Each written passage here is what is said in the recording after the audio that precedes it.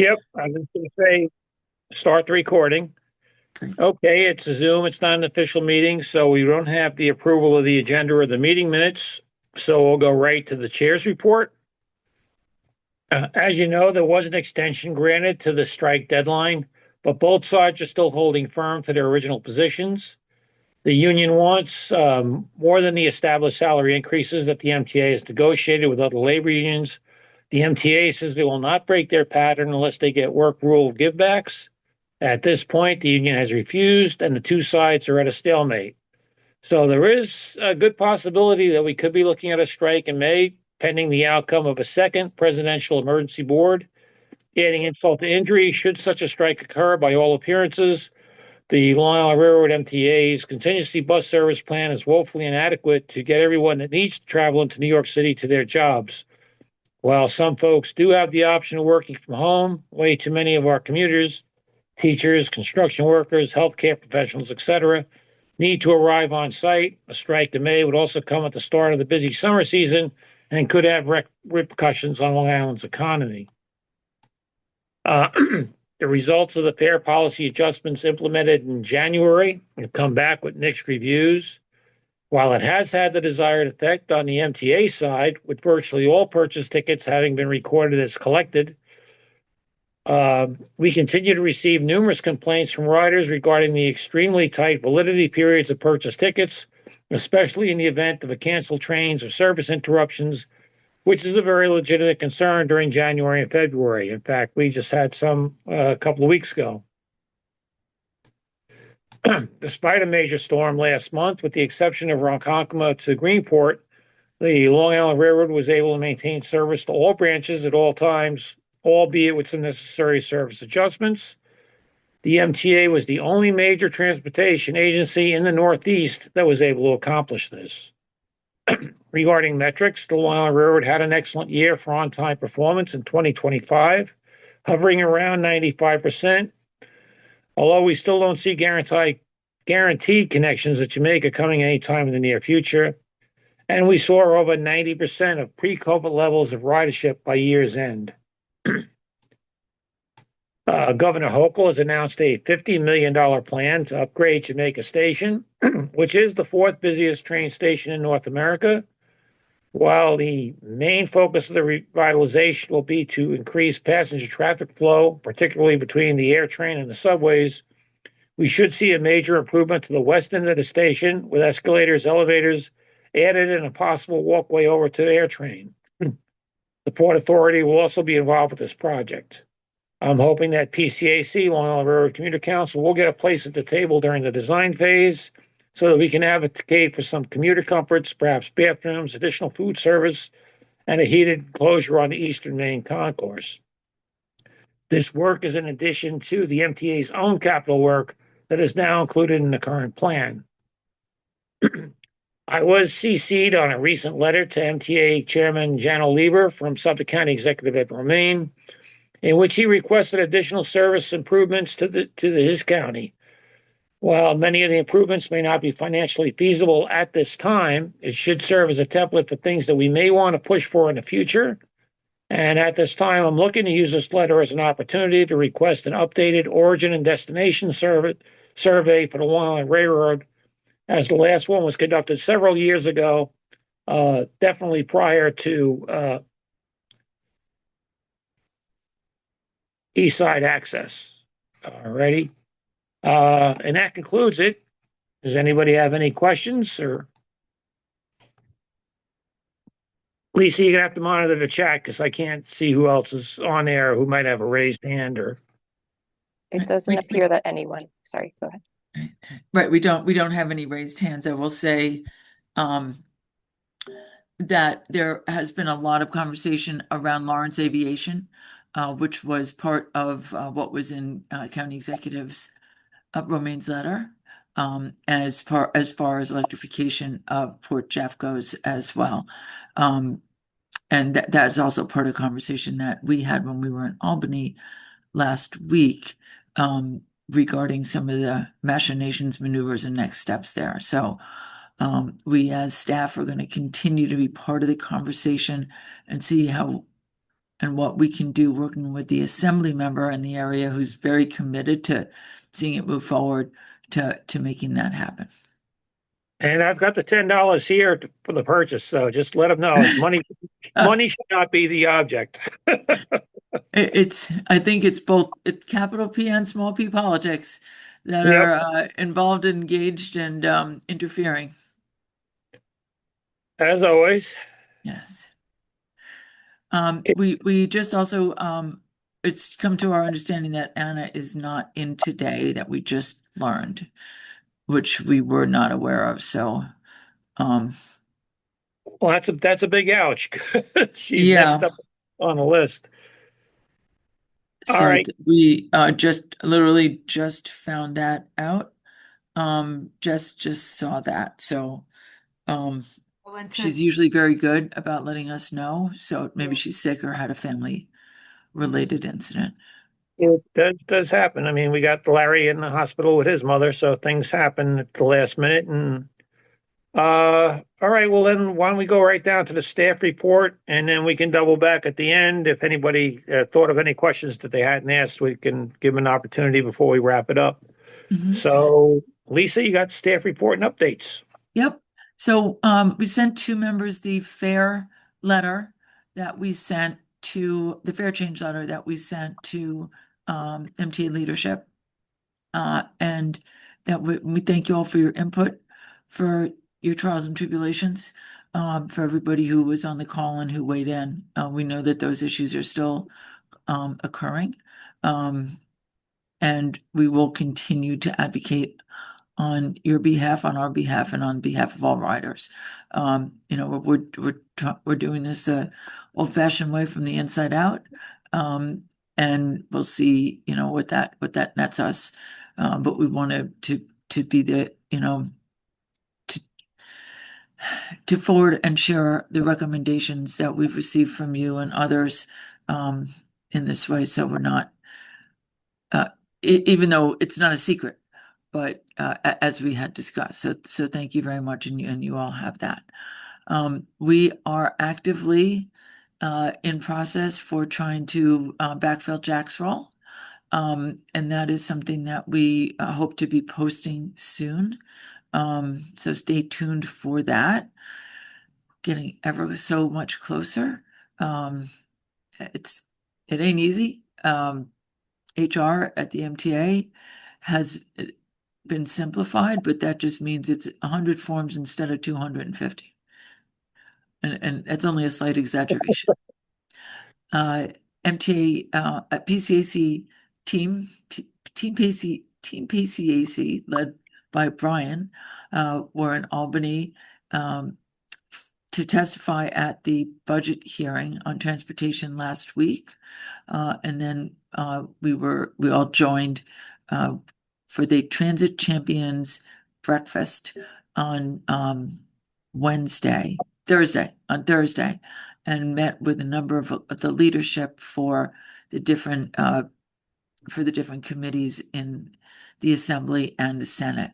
And that included quite a few on Long Island, from the Twin Forks, from the North Shore, and it was good conversations about the importance of improving service, investing in infrastructure, but also really highlighting the what the MTA is doing to invest in the railroad, so that it's not seen as a neglected opportunities and just a money grab from congestion pricing.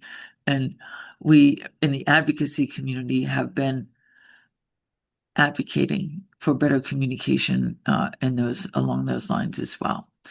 Brian, Kara, I'm going to turn it to you and Jess for anything I am missing. I think a couple of you know, but some of you don't, that our bill to amend the Long Island Railroad Commuter Council nominations, going from 3 to 1, happily passed the Assembly on Monday. We had been in communication with Assemblywoman Solange's office while we were up there, and she has been pushing for it. And it happened much earlier than it passed the assembly last year as well, but much earlier this year. So we're hopeful that Senator Comrie and team will be able to carry it over the finish line on their end. Yeah, and also just had a number of good discussions on our other bills. And don't need to go into detail on all of them yet, but just making progress with everything from introducing to finding sponsors to making amendments to moving it through the committee process. So a worthwhile trip up to Albany last week, and more to come, including Lisa this weekend for caucus. Yeah, I'm heading up tomorrow for many hours of introductions and entertainments. Are they working over the weekend this weekend? This is the caucus weekend. It's an annual gathering with a lot of workshops. It's Jack and I went up last year. It was really worthwhile. It's a real who's who and everybody and anybody. I'm going to the governor's reception. There's the leader, the speaker have their own receptions. Their policy workshops. Senator Comrie has already sent out a list of 10 things that he's sponsoring, and I'm going to go to as many of those as I can so I can pop my head in and say, hi, remember our bill? Senator Cooney also, who heads the Senate Transportation Committee, his staff is somewhat elusive, so popping our faces in front of him is always a good thing to do, as early and often as possible. The conversation in Albany this year remains focused on affordability, but it's less focused on transportation, investment, and the MTA than it has been in years past. And we want to make sure that the emphasis remains on investing in riders and commuters and all of the parts of the MTA system, not just a hyper focus that's been placed on what the new mayor has really been directing towards. So there's the governor's talked about the Jamaica investments. So let's talk about those. So we want to make sure that that's all continuing to be part of the conversation, and how do we move those along, not just within the budget, but in conversations outside. So yeah, they're working this weekend and then they're off for a week, which is nice. Oh yeah. Well, President's Day week, and then all their kids are off from school, so they want to be home with them. So that's why I was surprised they were working this weekend. But Mm-hmm. on Monday, They usually have another event 2 weeks later. That's the Somos event that we call Cold Somos, but they're moving that to the middle of April, which at least gives everybody a break and might be more worthwhile than it has been in the past. cold summer, so no tropics. Yeah, this is the Albany Somos, the Cold Somos, so that's the differentiation. Oh well. So it will be definitely there'll be a number of advocates there, but there'll be certainly a lot of competition for conversation. But right, Kara, good thing I have sharp elbows. Yes, absolutely. Yeah. Kara, do you want to jump in and talk about any of the social media or any of the other things that you're working on as well? Yes, are we ready to jump to the social media report? Yeah, let's Okay. go for it. Okay, sounds good. So first of all, I just want to start out with an observation that it has become much more difficult to track social media complaints about the Long Island Railroad, and not just the railroad, but all of the MTA's operating agencies, because they, both the railroad account, Metro North account, and the New York City Transit subway account, does not respond to rider concerns or tags or anything like that like they have in the past on Twitter anymore. And so that seems to be an agency-wide new approach in the new year, but it is one fewer way that people are able to interact directly with the railroad, and also one fewer way for us to be able to track that. Although, Lisa, you're muted. Yeah. So Adam wasn't on when you just said that, and I just want to be sure that Adam hears that, if you wouldn't mind. Because I don't want Adam to think that he's singled out in the lack of response. Yes, no, I will repeat that because I do want to make sure that Adam hears that as well. To start out the social media report, we have noticed that it's become a lot more difficult to track social media concerns from Long Island Railroad riders and also across the entire MTA system because the railroad account no longer responds to rider concerns when they're tagged in any posts. And that appears to be the case across both the Long Island Railroad account, the Metro North account, and the New York City Transit subway account, all of which used to be quite responsive if people tagged them and no longer appears to be responding to anyone. If you look in the replies section, there is not much. And that seemed to have trickled off a bit towards the end of the last year. And since at first we thought it was potentially because of the fare changes, but it appears to just be a MTA-wide decision to stop doing that for whatever reason. But of course, there is also ways for us to pick up on rider complaints, which is how the rest of this report was compiled. And no surprise that the majority of the things that we're still hearing about and seeing have to do with the fare changes. In particular, there was a little bit more attention to the following the outrage over the loss of the 10 trip. People are starting to pick up on the and I think trying out the 10 rides, get the 11th free, and realizing that it is not as comparable of a deal or a discount as the 10 trip discounted ticket was. People were complaining a bit that the 11th ride that you get free has to be used within that 14-day period. And so you really do have to be a very frequent rider to benefit from that, which was the intent. But many people who were riding that frequently would just opt for that weekly or monthly ticket. So it is a bit of a smaller pool of people that would benefit from that. As you all know, the lower or shorter term activation window is still upsetting to riders, particularly with the increase in the fare. And the issue with refunds, in particular with a few service-related issues this past month, people are concerned that they're not going to be able to get refunds in the future on their mobile tickets because of the change in the refund policy that, as was detailed in the letter that we sent, was not noticed to riders in the same way. So generally, it was really very fare focused again. Many of the concerns we did address in our letter, and a lot of the same things that have happened in the last month because there have not been many agency-wide changes to that fare policy. Okay, just a couple of notes. One, I think we need to try and collect as much information as we can from our riders, and hopefully some of the people on this call can help us with that. As to, like our big concern is the tight turnaround on the validity periods. We did have a lot of canceled trains, unfortunately, recently, to various circumstances. Even not just weather. We had a vehicle strike on the Ronkonkoma branch, which canceled quite a few trains, and it'd be interesting to see how that affected the customers who had to activate their tickets and then not have a train to get on. Because we need this ammunition when we go back to the MTA and say, hey, there's flaws in your plan, and here's the situations that we've been seeing from our customers. What can we do to rectify this?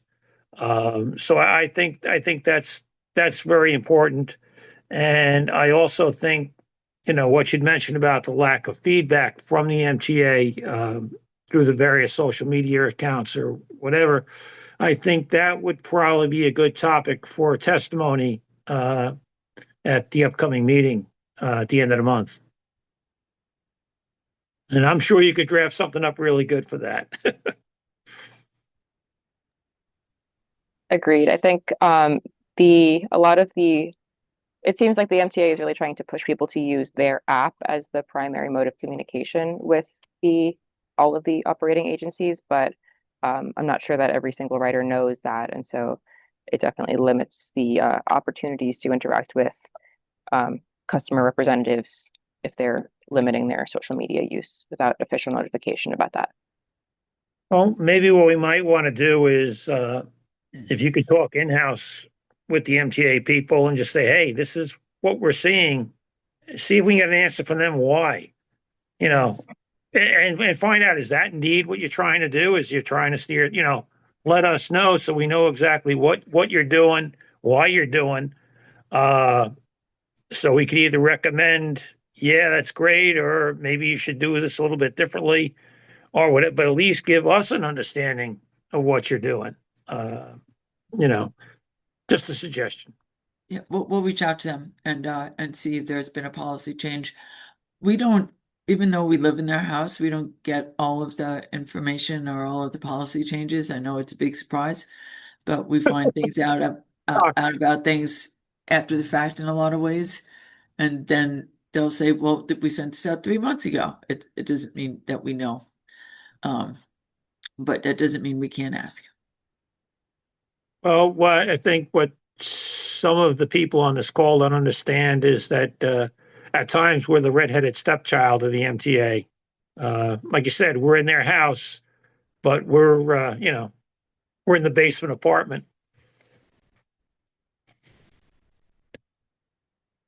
Do we have any And questions? it's flooding. What's that? And it's flooding. Yeah. Yeah. I'm just surprised we don't have any questions yet from anybody, or I don't want to call this, adjourn this meeting at 5:00. If nobody's, I don't want to shut anybody out. Chris does. And I see Stu's lit up green. But Chris, you have your hand up, and then Stu. Yeah. Just to let you guys know, for the last couple of weeks, I have got a chance to test out the new machine at not just at Penn. Well, Penn you can barely find it, but at Grand Central, I actually got a chance, as well as Jason Anthony and I had a chance to test it out. Not just going from Metro North, but combined with Metro North and Long Island Railroad, and try it out, different, devices, see how it'll work. And it's something interesting that I did find something out, and as well as Anna Garcia, if she was here, her and I would have been brought up. When we tested also at Jamaica, there, and the same thing at Grand Central, there is a device for Omni cards to go in. But then when I found out the answer is, oh, it's not online yet because it's coming soon. And I said, that means we were all correct that Omni cards will be soon be available when you do it at the machine, at the stations. So there is some more that Qubit has not told us the whole story, or I don't know if MTA is telling the whole story. It's just a lot of weirdness going around.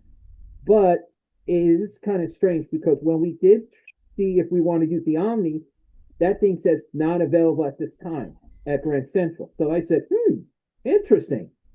So we did try it out, those machines, those new vending machines. Wait, Chris, where's that machine at Grand Central? It's on the main, not far from the Trains and Museum store. If I'm going towards the Trains and Museum store. Is it in that big thing of where all the machines are? Yes, they have all the new machines.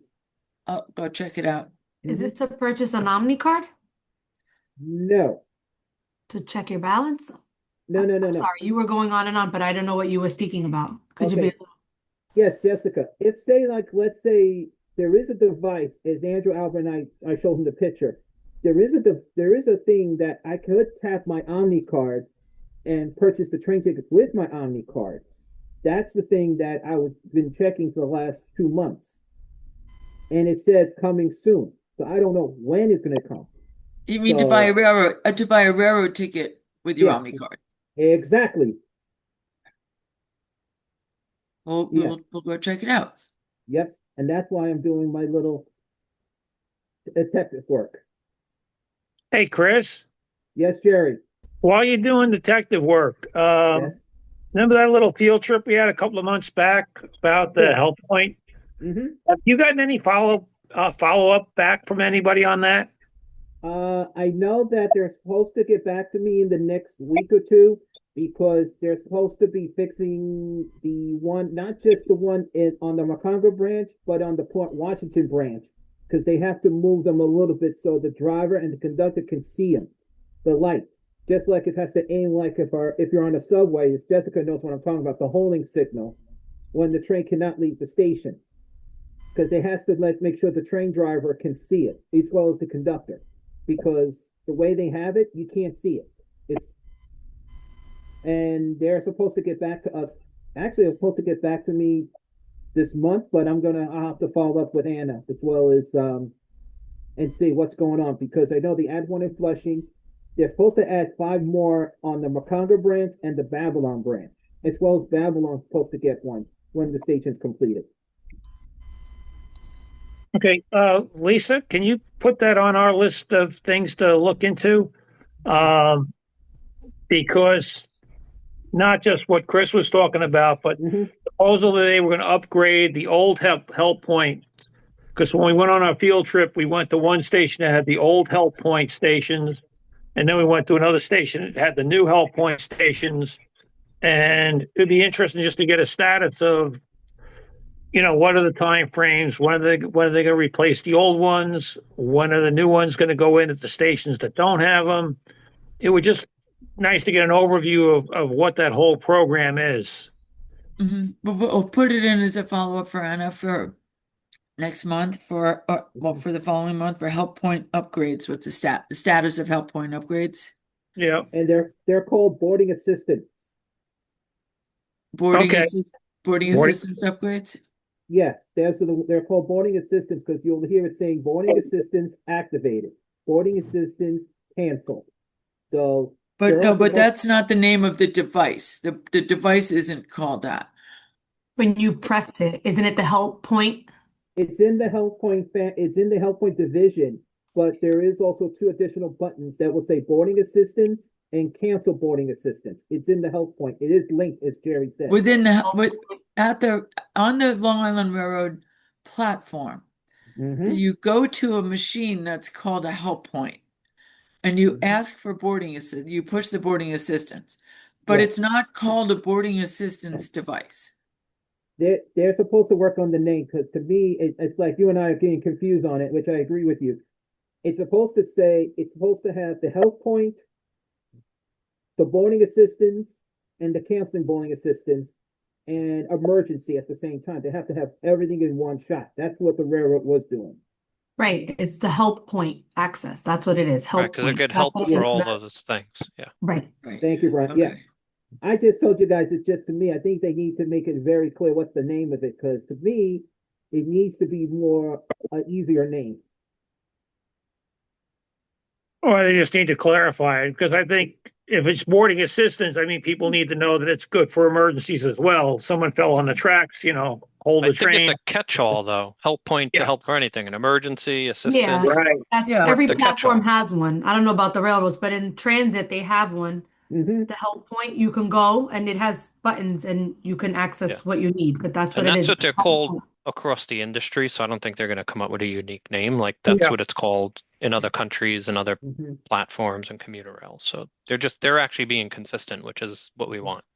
Right. And also Metro North is supposed to be doing it. There's only one at Pearl Harmon right now. They're supposed to add them along all the branch of Metro North soon. Okay, we'll follow up with that. Find out that status. And also when Babylon might ever be done.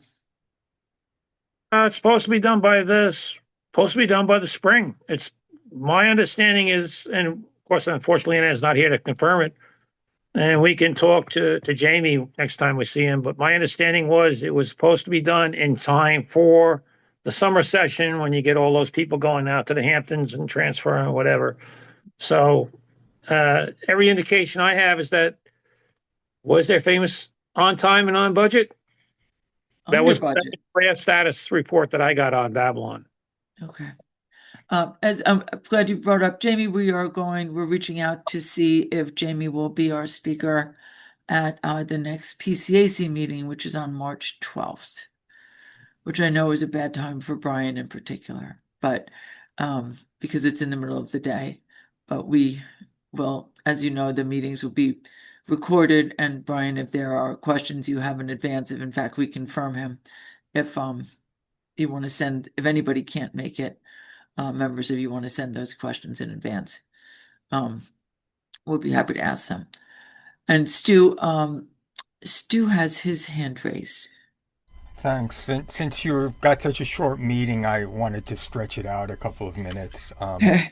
Probably in an area beyond my my competency, but I sent to the PCAC office an article about rapid charging battery powered EMUs, electrical multi-unit trains, one Yes. being tested in Britain. So I'm not a mechanical or electrical engineer, and I don't presume any of you are, and I'm sure the engineers at the MTA do understand this technology. But, my sense is that having a good grasp of facts is different from making good decisions based on those facts. And I'm just hoping the PCAC will be more actively involved in the choices the Long Island Railroad makes on its rolling stock. The battery technology for trains isn't yet well established, but it's looking pretty good. My understanding is that the LIR plans on buying hybrid diesel electric locomotives, which I'm sure are better than the current equipment, but might not be ideal. Remember, electric trains can accelerate much faster than diesels, and because of the distributed traction, they can take curves faster than the push-pull consists. That means electric trains could cut travel time, which I realize the railroad doesn't seem to care about, but passengers do. Electric motors require much less maintenance. They break down less frequency. I think the mean time between failure is like 3 times as long as it is for diesels. And if the motor in one car of an EMU fails, the rest of the cars can still get the train to its destination. And there's other benefits. They're quieter, they're cleaner, especially as more wind power comes on. So, an electric EMU would cut travel time, the downtime, the maintenance costs, and environmental degradation. I know that the MTA knows stuff like this, but I would still I can guess why they probably want to go with hybrid diesel electric instead. I would just hope that you would challenge them sometimes with whether there might be a benefit to looking right now at the battery. So Stu, I thank you for sending that. That was quite interesting. And Laurie, I see your hand up there. I just want to say Jerry has been a true champion for pushing the MTA to pursue other methods and modes of looking at hydrogen, looking at battery. We were out in Oyster Bay when they unveiled the BMUs with the battery electric, multiple units that just didn't prove viable. There's a lot of exciting technology internationally. I think all of us would like to see the entire system electrified. It's just not there yet, and I'll be dead. But maybe maybe Kara will still be alive. Brian's kids. But it's something that we all aspire for the system as the improvements. Ronkonkoma is having some shutdowns soon because they're doing signal upgrades. They have to do the signal upgrades, so they can do the track upgrades, so they can ultimately do the double tracking and the siding, and that they can do electrification maybe to Yapak. But it's going to be a slow system. So if you get the dual modes, then you can at least operate them without having to change them as frequently in a perfect world. But Larry, you were going to jump in. Hi, I was just going to say one thing in regard to we made comments when they were designing the new train cars that are right now, as far as placement of electrical outlets, as far as placement of charging within the trains. And even though we wanted them in the back seats of the trains, they put them on the wall, so therefore people are crossing the wires. So we made recommendations to them, but they did what their engineering people do. And unfortunately, what happens is that the people that make the decisions are not the users. So they don't really look at the user, they just look at either the dollar sign or the engineering side of it. And I deal with that all the time. So yeah, we do know, even though like a high-speed charging and things of that nature, part of it was recommended, but they did what they wanted to do. So yes, we do know about that. And as far as hydrogen and all these other new technologies, as they come out, I'm sure the MTA is going to be looking at them to make decisions. But keep in mind, if you make a decision for one, it's still going to affect everything else that they've had prior. So they have to have everything that matches. I get it, and I thank you for that, and I see exactly what you see, that, and it's especially true with the Long Island Railroad, that they are more interested in operational efficiency than the passenger experience. And they make decisions based on what's better for the railroad, but not better for the passengers. So that's why I just want to push for this and support you, and I'll and thank you. Just so you know, Understood. I just wanted to know that we are as a group, we do try to advocate and try to get what we can, but in the end, they're the ones that make the final decision, and a lot of times the decision is based on economics, based on what's going to be good for the whole fleet in its entirety, that you can't have a couple of cars that are unique.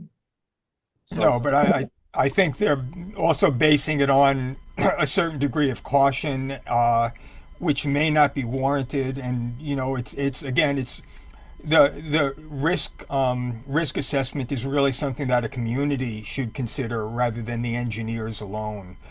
And so that's the more that you guys, and I realize that you're in the basement of the MTA building, and it's flooded, but the more that you can press the case, the better it would be.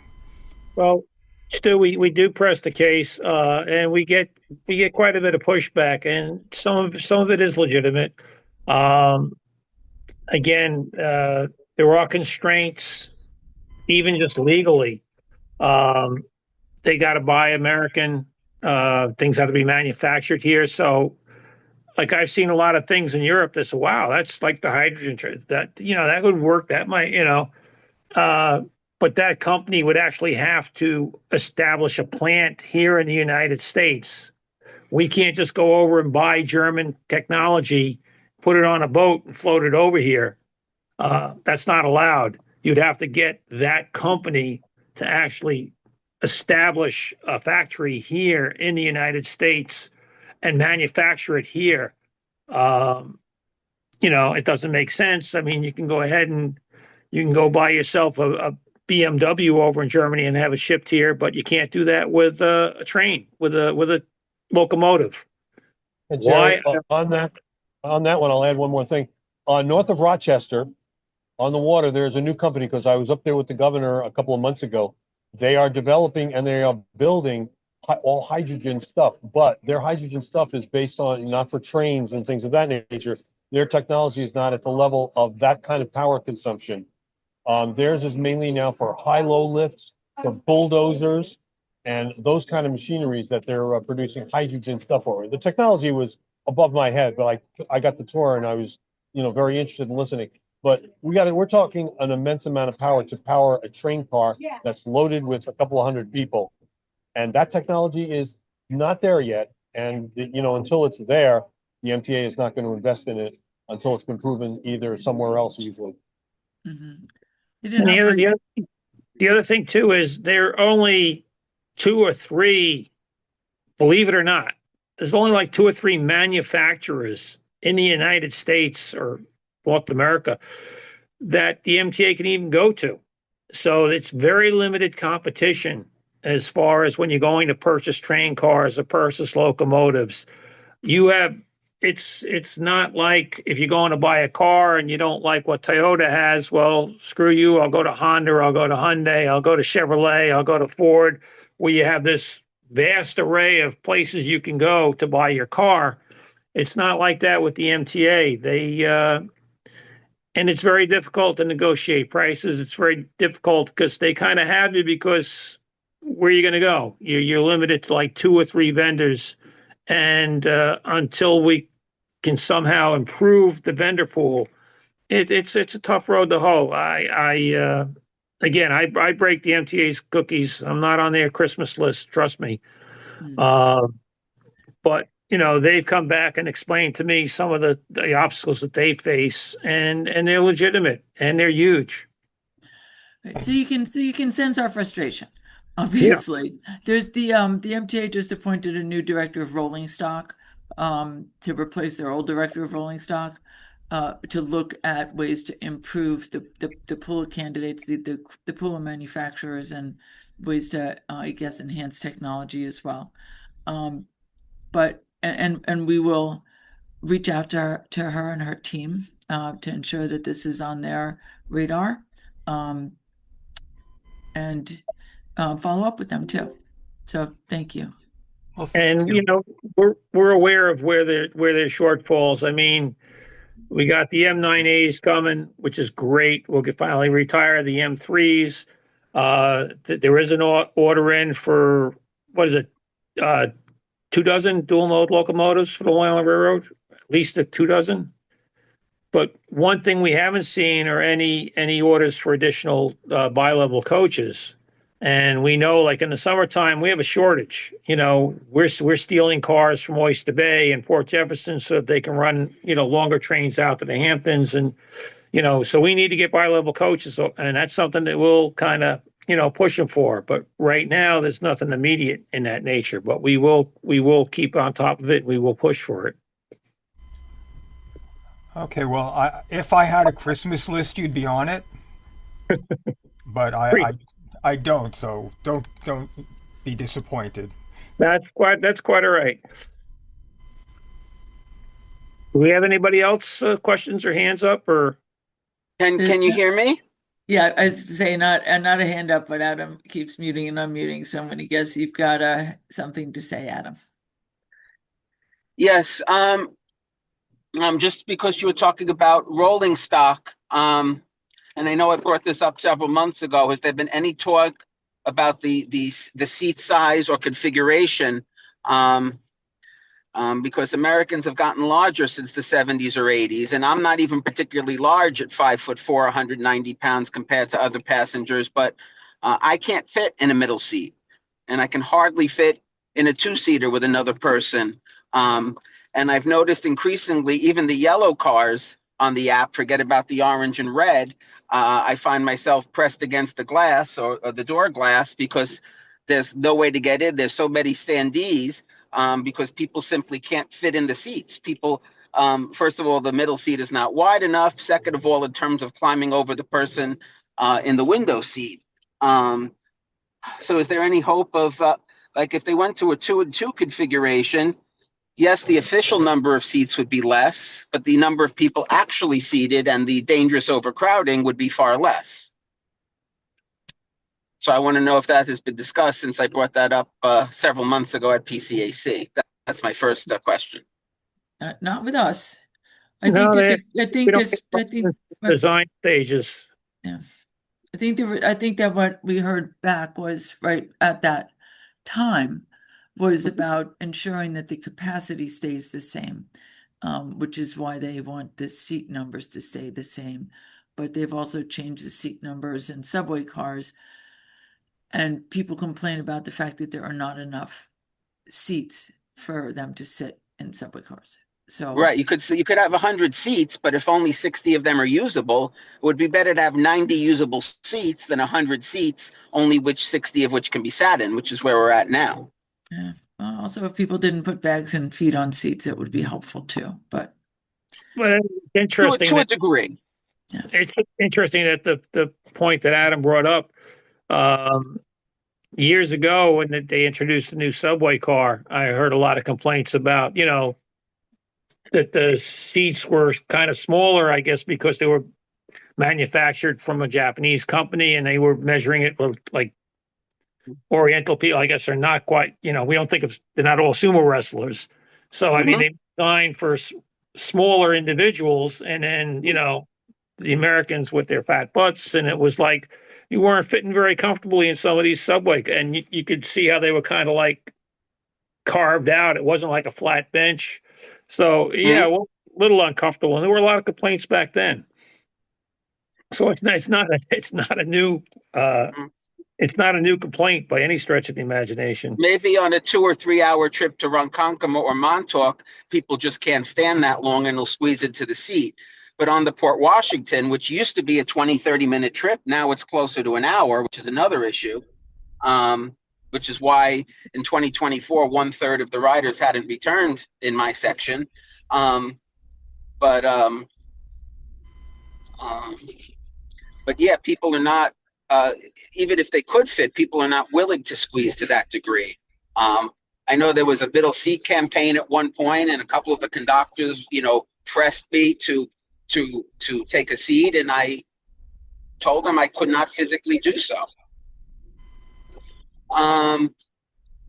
My other concern that I bring up very often, and I've been writing the PCAC for about a month, and I got one reply that they'd let the MTA know many weeks ago, but I keep emailing without response, is the issue with the platform signs at Great Neck. So I was going to ask live if there's any answer, since the PCAC hasn't responded to my emails. We've continued to share your concerns and emails, and the response we get is probably the same as you have gotten, which is that that information has been shared with the operational team. That was the last I heard. That was shortly after it was first brought up. I apologize if that didn't get back to you, but basically we're just an advisory group. We can't make things happen. We can advise. Because for a couple of weeks, I sent you messages Thursday and Friday when I was deciding how I was going to get to work Saturday, which depended on a reply to the issue, and then I had to wind up driving. Which I'm actually doing right now as we speak. Yeah, we can't always get the response, that promptly, unfortunately. But now it's been a month. I mean, the issue I've had is there are times I've reported issues and they've been fixed and nobody's told me, and I've continued to detour for weeks at a time. There was about 6 weeks I didn't use Woodside Station, that I was trekking my way through Metz Willets Point, only to learn that the issue was fixed several weeks ago, and no one told me till Lisa mentioned it verbally at one of these PCAC meetings. We would love it if our queries were responded to rapidly and responsively as well. They are not. No, it's very clear that they're not responding to you either. And I know you're not making that up, but it's evident. I mentioned it before, but on the PCA website, it says about monitoring the LIRRCC communication. I know you have internal conversations with them, but are there any plans to present a report on how many customers are replied to or not replied to? I don't see a lot. I know you do a lot behind the scenes, but I don't see a lot, out loud in the reporting in the media in terms of the communication issues, and just simply not answering people at all anymore. That's another concern I have. I just want to say, Adam, that this new trend of not being responsive at all, which is why I asked Kara to start over when you got back on the call, seems to be Thank new. you for that. And we are going to follow up with that, and we're going to see, it's not one of the open data data points that's tracked. Okay. So it's hard for us to monitor without sitting in a room where it happens. So we will find out what we can, but it's hard. Our research and our reports are based on data, and if we don't have the data, we're never going to manufacture it. So we can. I appreciate that explanation. I know last year at one of the board meetings, the MTA was giving out these percentages on how fast they replied and how many people they replied to. But of course, there's no way to find the underlying data and where those claims came from. But no, I appreciate that explanation. That if the issue is you don't have the data, then I know you guys have almost as hard time as us customers at getting answers and data. So I do appreciate that. I guess my last thing. I just want to before you say that. So I don't want it to seem like, I don't want people to go home and say, "Wow, LIRRCC, they are the people who live in the basement that light never shines on them," because a lot of great work has come out of this council. A lot of great work and recommendations from PCAC staff have come out, and a lot of those have been put into effect by the MTA. That our names are never attached to. The Customer Bill of Rights was something that came out of LIRRCC many years ago and, has sort of fallen by the wayside. One of the things that Jerry's asked us to do, and unfortunately our resources rise and fall like the tide, is, unfortunately, has been to do some follow-up to see over the years what we as an organization and an entity have recommended that have been implemented. And that's something that I think we've started to do, but we need to resume that when we have more of a some more headcount. So that we can also, sit down with the MTA and say, look, we've, our members, the public, come up with great ideas, great recommendations, and are worth listening to. A lot of it has to do with who sits in the chair, Yes. and in some ways, this chair has done a lot on behalf of riders, and I don't think any of us should forget that. But there are still things that we'd like to see happen more, and things that we would like to see happen better. So sometimes the more you get, the more you want, right? And I think my view is much more negative in terms of the past 3 years and how little has been done. I'm also very anti. I know you guys are more pro capital solutions. I'm very anti that. That's just a matter of opinion. But it's very and if you're going to do good work for the customers, but you're going to communicate with them the way that they have, increasingly so, then you're not going to get the appreciation from the customers for what you do. Not meaning not the PCAC, meaning the MTA. Hey, Jerry, you were going to say something? Yeah, no, there were a couple of things. Well, I think the most important thing, Anna, is we do appreciate your comments and concerns, and it gives us things to look at. Perfect example, unfortunately, Anna's not on today, was you had asked about the report on the Port Washington, the branch managers. And I did follow up with her at your request. But that's something that I'd like to see, not just for Port Washington, because I don't ride that branch. I'd like to see the Babylon or Ronkonkoma branches I do ride. I'd like to see what the concerns are of my fellow riders on those branches, what they're seeing that they like, what they don't like, what their concerns are, what the problems are.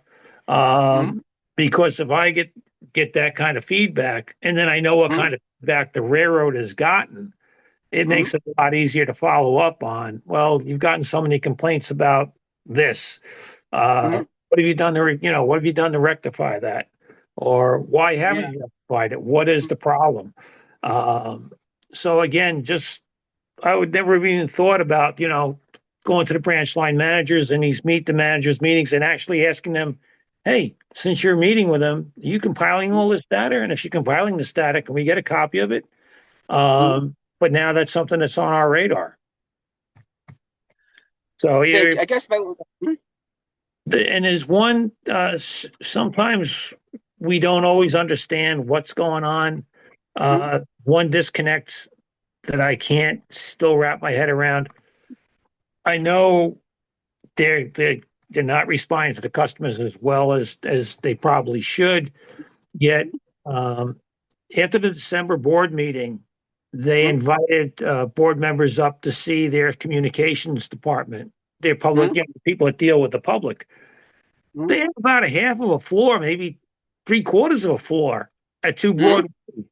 And just rows and rows of people either answering emails or texts, or people actually answering calls that come in.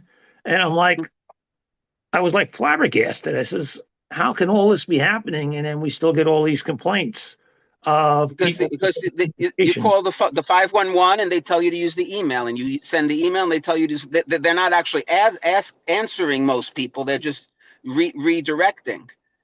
I mean, this if they're not going to communicate with customers, wasting money on this department is, that money could really be used elsewhere. Well, I'm not going to say that they're not communicating with customers because they do have millions and millions and millions and millions of customers that they do communicate with. So every once in a while, someone will go through the, not get missed. Yeah, They tremendous volume they're dealing with. yeah. So I I don't mean, think that I don't think it's a worthless operation. I think that every operation, including ours, can be more finely honed, and that's something that we seek to do on a regular being basis. that I haven't received an answer to any inquiry from them in a year, and no Understood, substantive Adam. answer in several years. Understood. Okay. All right.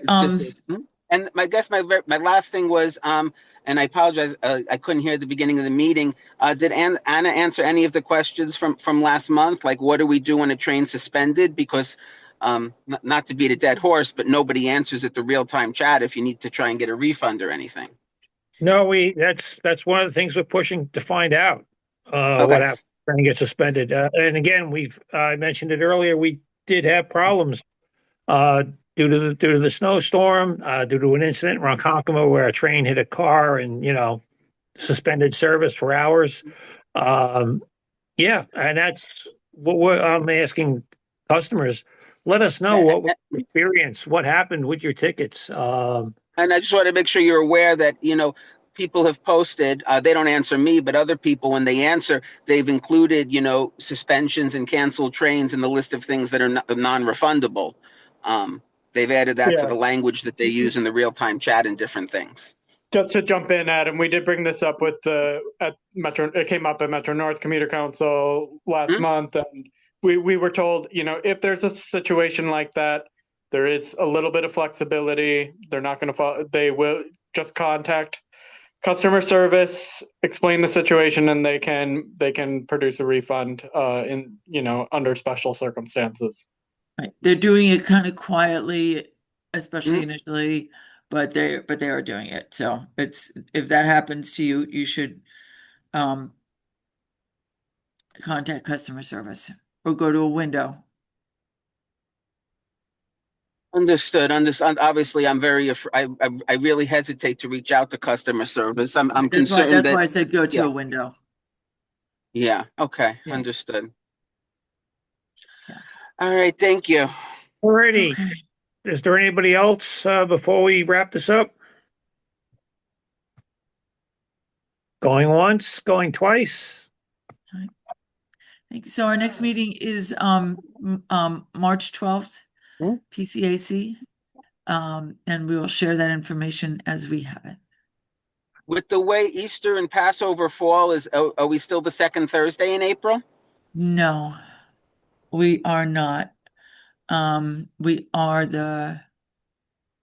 in April, because we just did our calendar, we are the 3rd. The 16th. We are the 16th. Thank you. Alrighty. Alrighty. So that being said, it's 5:33 and we're adjourned. Thank you, everybody. Thank you. Thank you. Thank you, everyone.